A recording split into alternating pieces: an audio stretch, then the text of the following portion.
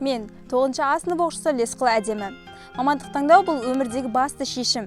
Себебі мамандық таңдау бұл сені үлкен өмірге жетелейді. Менің болашақ мамандығым аударма ісі.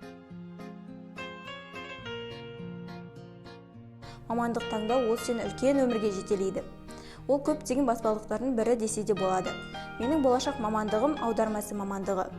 Бұл мамандыққа түсу үшін ағылшын тілі және де дүниежүзі тарихы пәнін таңдау қажет. Ағылшын тілін білу ең беделді мамандықтар үшін міндетті болып табылады. Шетелдік диалектті үйрену мамандықта ірге тасы бола алады.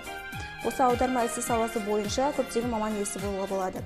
Олар аудармашы, педагог, диалекттерді зерттеу орталықтарының қызметкерлері.